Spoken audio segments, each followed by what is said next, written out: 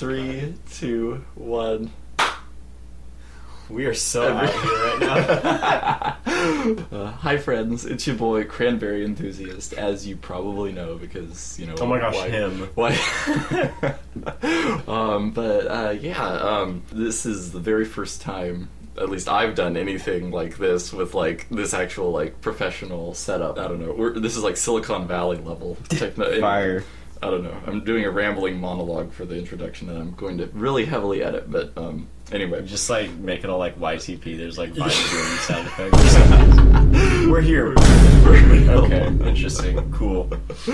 Alright, but in all seriousness, hi everybody, welcome to the video. Today I have the extreme honor of interviewing the legendary Joshua Holtz of Rain and Colors fame about the music project Rain and Colors' upcoming, highly anticipated 5th record, which the title of it's public knowledge now, right? Yes, it is. Yeah, the 5th record, spelled V, capital V, right? Correct, yeah. Awesome. Could do lowercase v if you're not really feeling up to it, but...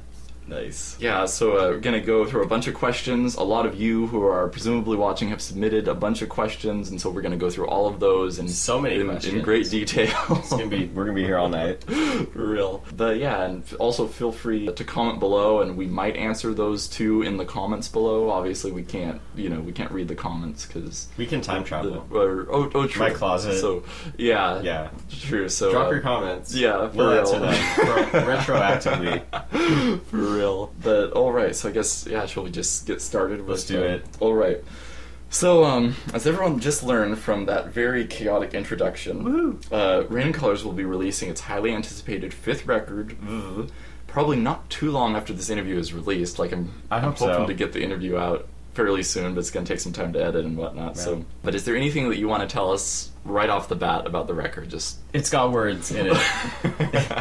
I've never done that, but I have had words and stuff, and arguably lyrics for small amounts of time, but this is new. I've not released, I have written, but not released any music that has, like, concrete lyrics, like a verse and a chorus and stuff. So that's scary. Nice.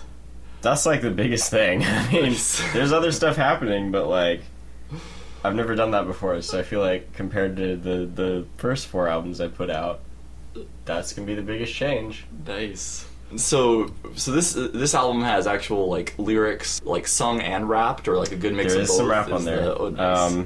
There's what I like to hope is a healthy mix of singing and auto-tune singing and rapping and choir and guest vocals and Nice. So we're getting a little all over the place. It's I don't know if I want to say ambitious, because I feel like I'm ambitious by nature. I feel like all of my projects have been ambitious, so that's a little silly to bring up. But I don't know. I don't know of a ton of other records that have rap and non-rap and choirs on them. I'm sure they're out there. Yeah, definitely seems like a multi-genre effort it is. Overall. Like, there's a lot happening. Super cool. Aside from probably like the thing that would come to most people's minds right away with the title being V, is there any like special significance to it other than it being like the Roman numeral for 5? Well, so it is the Roman numeral for 5. That's kind of the obvious one, which is sort of silly. But it's also kind of an intentional, like, I don't know, you see a title like that and you're like, that tells me nothing. And it even tells me less, because in a way, like, being the 5th record, you're like, I already knew that. Maybe you didn't, in which case it's my 5th record.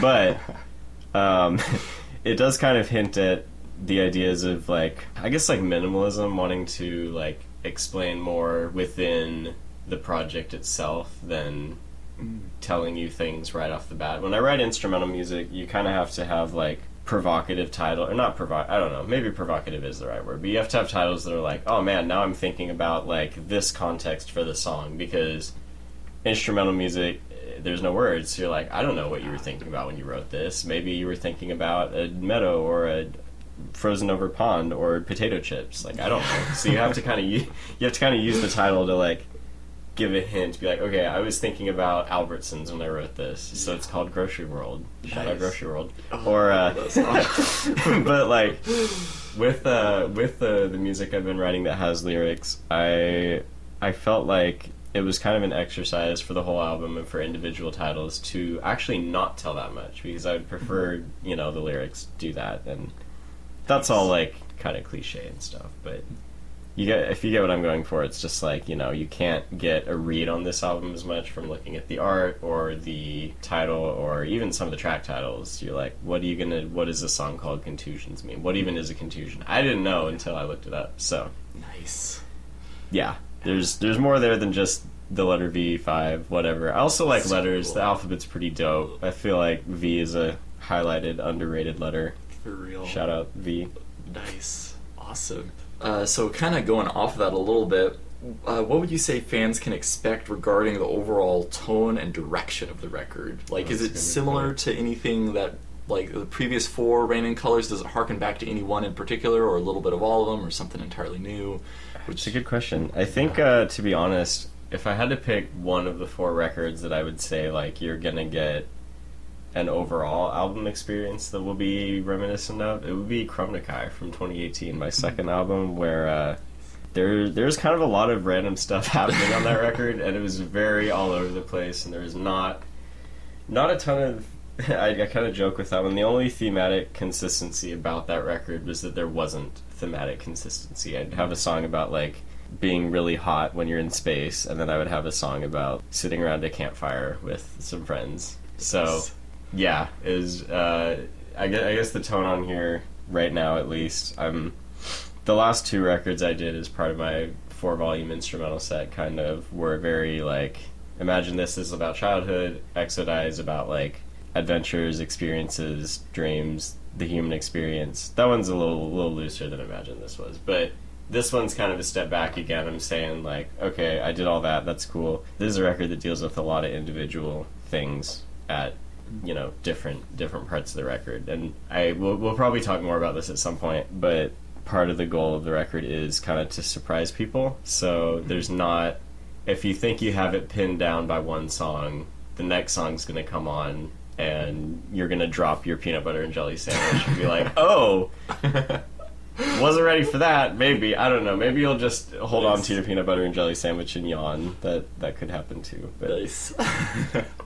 That's my hope anyway. That's awesome. Yeah. Can you, as of right now, at the time of this recording, can you reveal which track was the easiest to record? Like this question, and which was like the hardest? And you can take the question any way you want, sure. From like, in terms of like, a really difficult like solo, or like that's just fair. Difficult to write, difficult to like come up with, like this album has lyrics, so like difficult to figure out a theme, sure, etc. That's a good question. I think the easiest one. Oh man, I thought it would be easier to start with this, and now I'm like, oh shoot, there were some that just feel like they came really naturally. Honestly, the first one that I wrote is a track called Effect. I did mention I have written songs with lyrics before. They have not come out. They were deemed unfit to be released into the world. But this was my first time writing something that I was like, yo, I think I could actually release this. And eventually that kind of cascaded into the entire album. But I think when I put that one together, at least lyrically, I was like, wow, I'm happy with this. This didn't take very long. I wrote those lyrics in September 2020 when I was in Utah or something like that. I don't remember. I think it was Utah at that point, on vacation. Anyway, I wrote those and I was like, I think this could work as a song. And I don't really know what it's going to look like yet, and so then after that trip I kind of played around with a few ideas, threw that song out. It went through a lot of iterations, but I think that was the one that I was, just immediately like, wow, okay, this has just come together really well. And there were a couple other parts to it that I added later, but that one I guess gave me the least amount of hassle out of all of them. I think potentially the most difficult one in a lot of aspects is honestly probably the one we wrote together, Prismatic Perspective, because it's a rock song. There's like 5 features on it. There's a choir on it. Yeah. Can we call it the Bohemian Rhapsody of our generation? That's what Jared's calling it. There's a lot happening in that song, and it took a long time for me to even get it out of kind of development hell, being like, oh, I know what I want this verse to do. I know what I want the theme of this song. And even I kind of knew what I wanted it to sound like, but I didn't have a melody, I didn't have lyrics. There was literally one day where me and Jared just sat down and were like, we have very little to work on. It's like if someone handed you a skeleton and was like, all right, become God, create a human. And we're like, shoot, that's hard. For real. But yeah, we knocked a bunch of stuff out in one day, and then I was able to ship it off to some other people to get help on, and yeah, that one really took off. It was definitely the most fulfilling, I would say, to have everything kind of come together and get collab parts back. There's like an amazing solo on it from my friend IJ, and some incredible vocal work from my friend Pierre. Nice. And then there's both my own little choir and an entire college choir on it, which is really scary.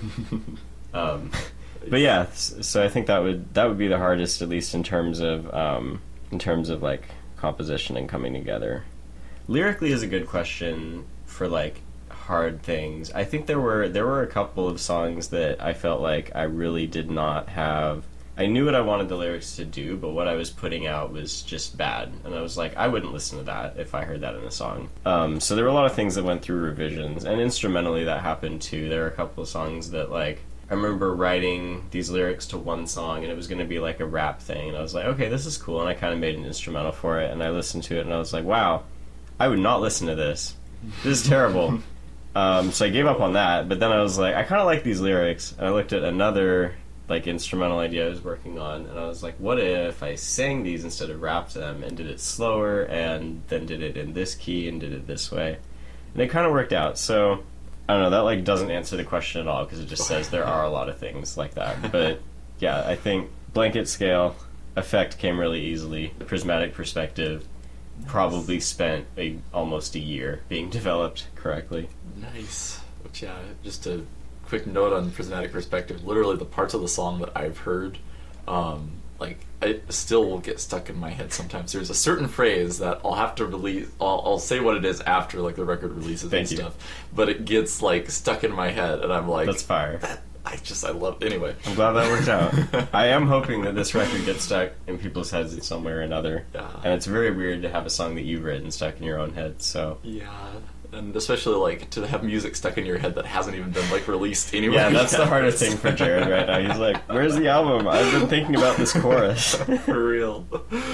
So kind of going off of that, is there any, like, one particular song that you're most interested in seeing, like, people's reactions to, like, in general? That's like, a good question. That is a good question. So I think the most, I can't come up with a better word than provocative. I promise there's no nudity on the album, but I think probably the most provocative song will end up being either Rectification or maybe, I don't know, either that one or maybe Prismatic Perspective, or possibly Apoplectic is very interesting.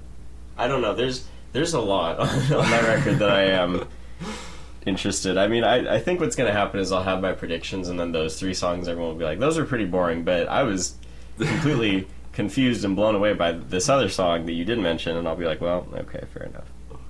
Nice. Yeah, I'd imagine, of course, probably depends on people's tastes too, like, that is true, like on what people are more used to, which is always really cool with, like, a project that has multiple genres and multiple styles, I think. Yeah, I definitely think I'll get a lot of, like, I hope that when you listen to it, say this to me, I hope that people are like, man, I really liked what you did here, and I really hated what you did here, and I'll be like, great, I'm glad that you had that differing opinion.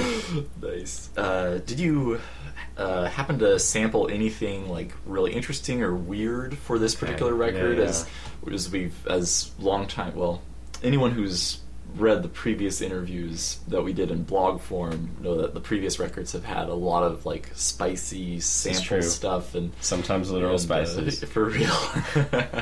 So, but anything that comes to mind that you can think of off this record that is, like, noteworthy that you'd be willing to disclose at this stage? That is a good question. Honestly, I I got a little bit more normal and less weird on my sampling preferences for this record. I think again, part of the thrill of doing instrumental stuff is you kind of have these open opportunities to be like, let's get really weird. There's like the sound of me crashing my car into a telephone wire and the that never happened, but you have kind of room to do that in instrumental stuff, because part of the thrill sometimes of listening to purely instrumental music is being like, oh man, I wonder what that sound is, and maybe you know and maybe you don't. But yeah, for this record, I actually I stepped back to some more conventional instrumentation. There's probably the lowest amount of weird instruments going on that maybe I've ever had in a record. But you know, there's stuff here, there's stuff there.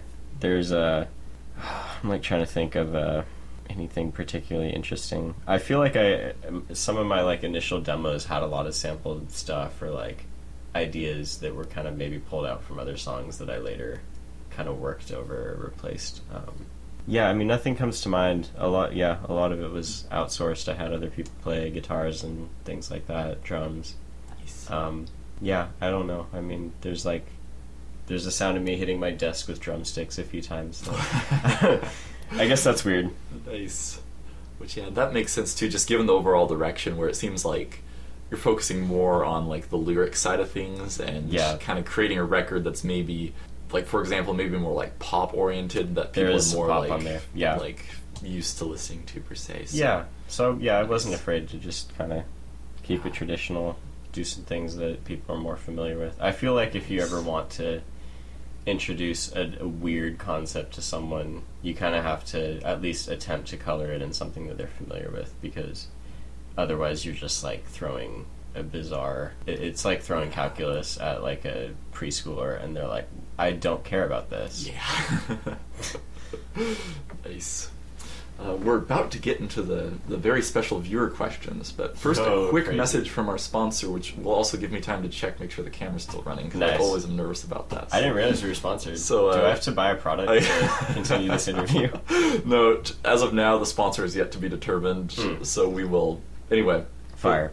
Yeah, enjoy this whatever video segment future me comes up with, and you can thank me or hate me later, I guess, but we'll be right back. Fire.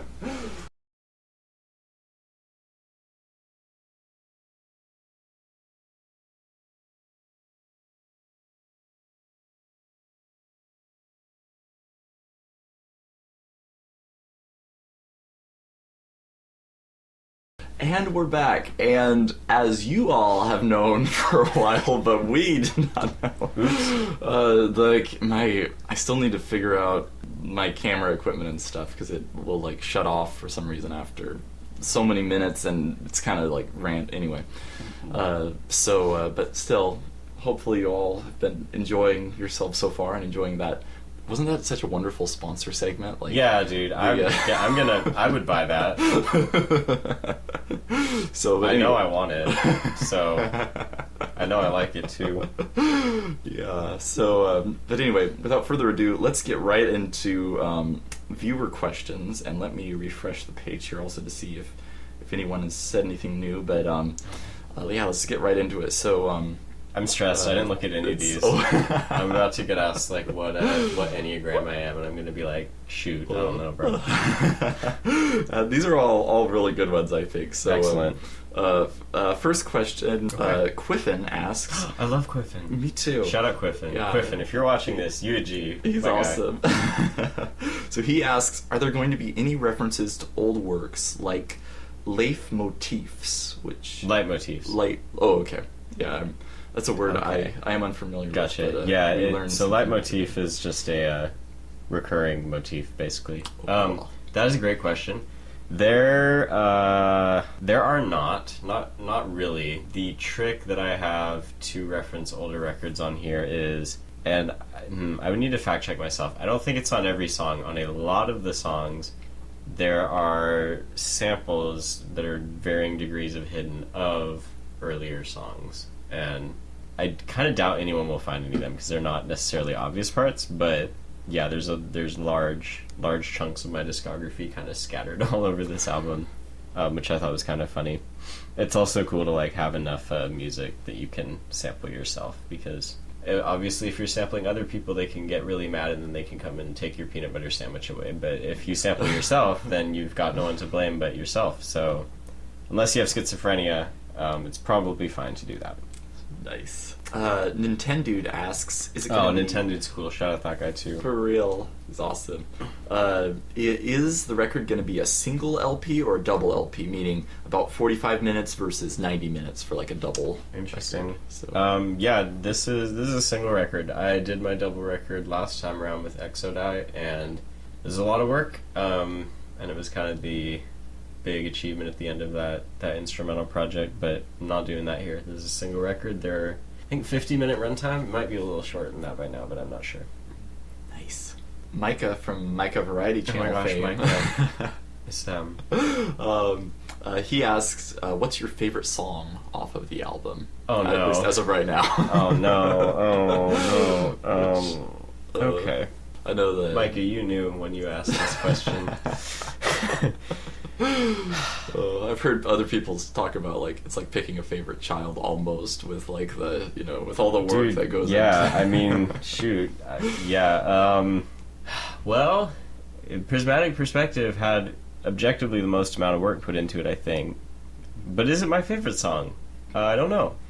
I am quite proud of Springsteen. That's kind of a song that I did pretty much everything by myself, except for a really small sample of the sound of a creaky old piano getting... No, I don't think it gets hit. I think you just like lift the damper pedal or something. My sister sent me that. Shout out my sister.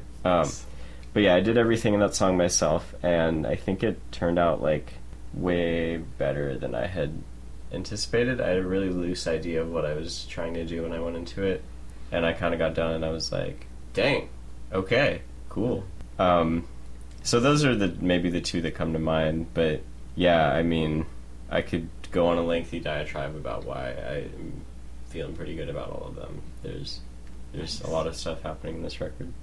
Nice. It's a rough question. You're not going to be forgiven for this one. We got another question actually from Quiffin again. Oh my gosh, he's back. Yeah, he asks, does Yoda Gaming spit fire bars? Which okay, this is funny. Our good friend Yoda Gaming does make an appearance on this record, and I think he asked to be referred to by his actual name in the credits, which you can guess for yourself, I guess, which role he plays there. He do be saying words. That's all I'll say. Nice. Yoda Gaming do be saying words. For real. All right. Hawk 1000-525. Oh my gosh, Joe. Asks, I love Joe. Shout out Joe. Yeah, for real. Big shout out Joe. Yeah, he's awesome.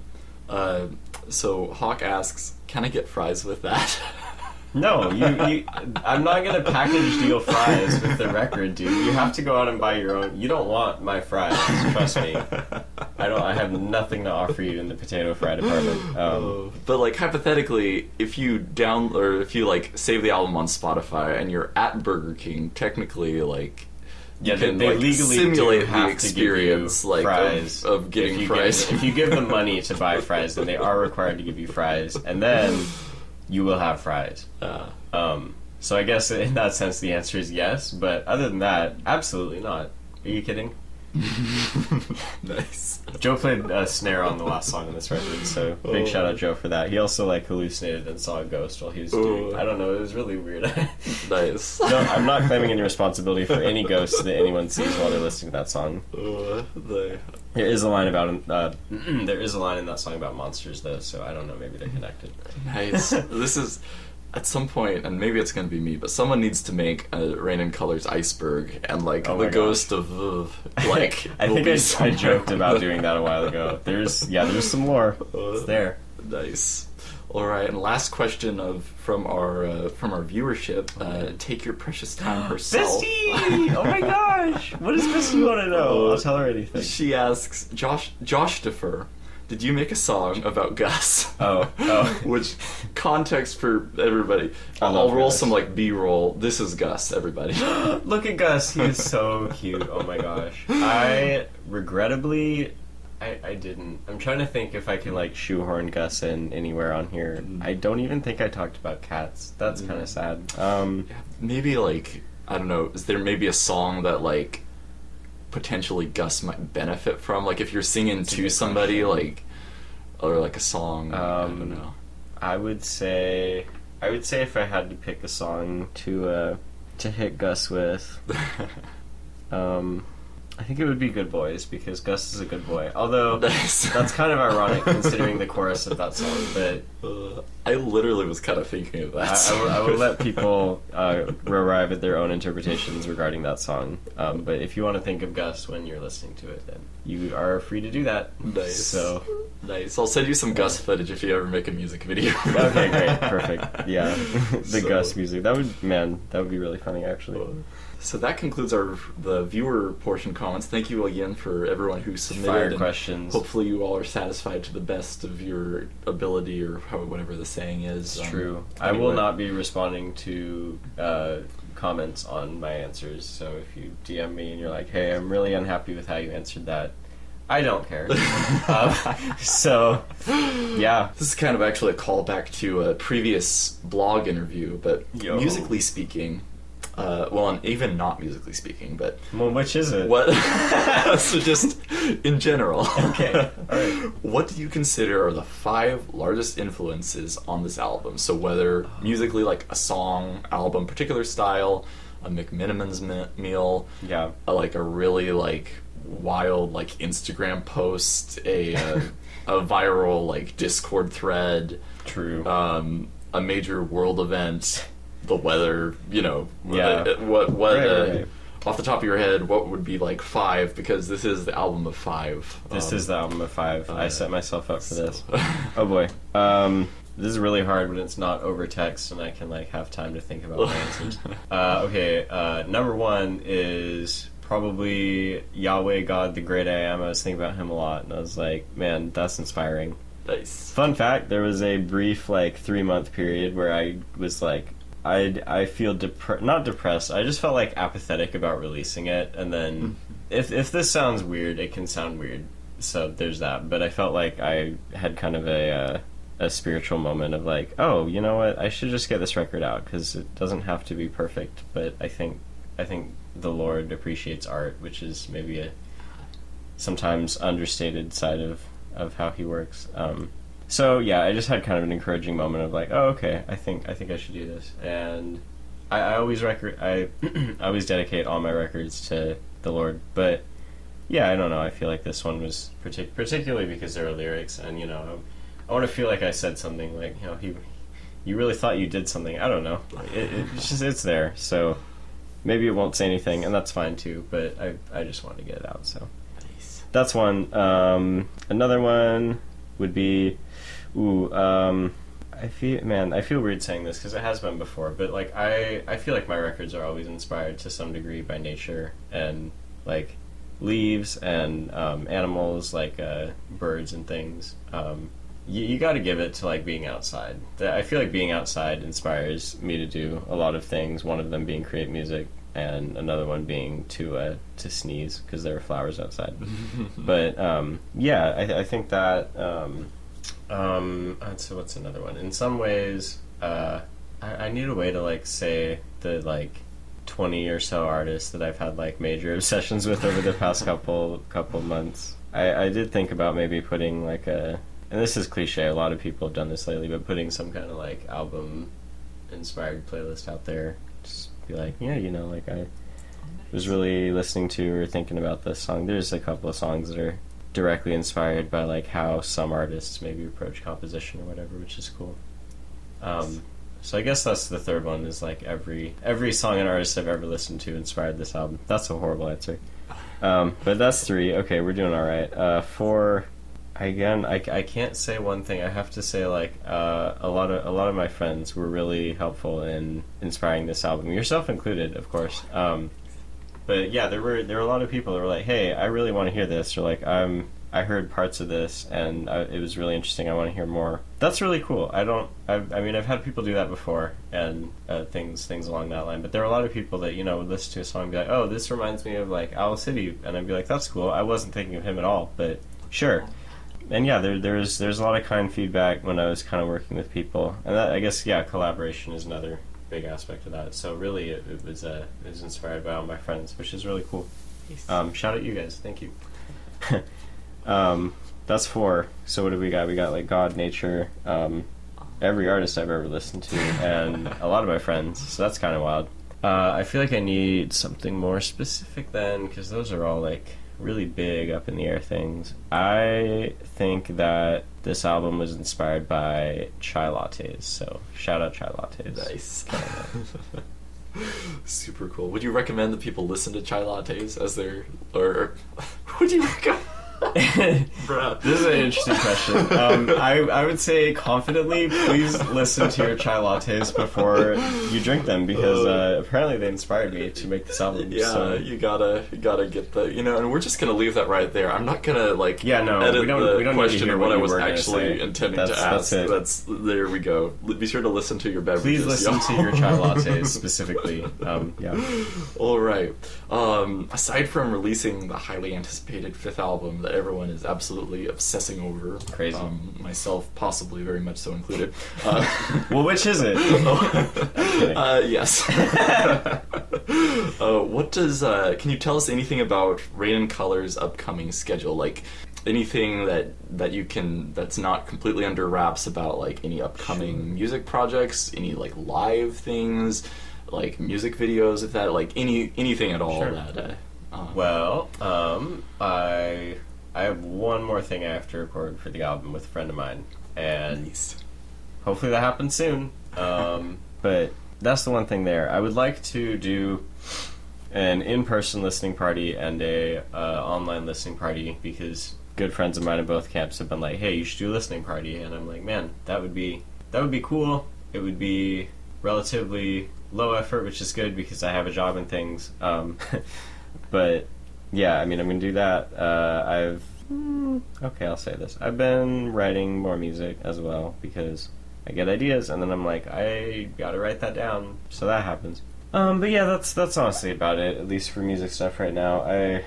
I think kind of shifting to a point in my life where I, have a job and I'm doing other things. I'm not really in school. I don't have the excuse to like make music and then submit it as a homework assignment. It just means I have less time to work on it in general, which is okay. I think I've come to accept that. But yeah, not a lot else going on. I was thinking about doing a music video, but I kind of in theme with the like minimalistic aspect. I think I'm just gonna kind of let this one speak for itself more and not have a curated experience for one particular song, much as that would be fun to do eventually, maybe someday. I think it will be cool, if I start to do more live stuff in the future, just to have kind of a little library of things built up that I can come back to and be like, oh, I can play this song now. And even, I could do that with my instrumental stuff, but it's a little less interesting to play instrumental stuff live sometimes. Mm-hmm.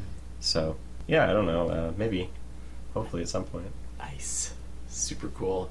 All right, and kind of just as a final thing, again, thank you so much for your time, for taking out of your busy schedule to allow us to do this interview and get the deep insight on the before VV hits all major retailers everywhere, right? Wherever you get your music. So get that vinyl and totally have enough money to release physical. Yeah, so super. If I want to. So be sure for y'all to stay alert and you probably, if you're following my thing at all, like this is not the only like Rain and Colors content that we'll be releasing here relatively soon. So on like this channel, and as of course so but anyway, please stay tuned, because this record will change your life. I've never listened to it, but I know it will change your life. That's very kind of you to say.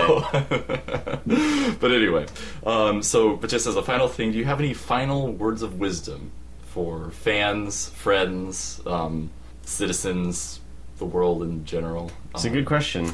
My words of wisdom are: there are many things. There are a lot of things. There are a lot of things, and there are a lot of lies, and there are a few truths. But there's a lot of lies, and there's some lies on this record. There's some things that are said that are not true.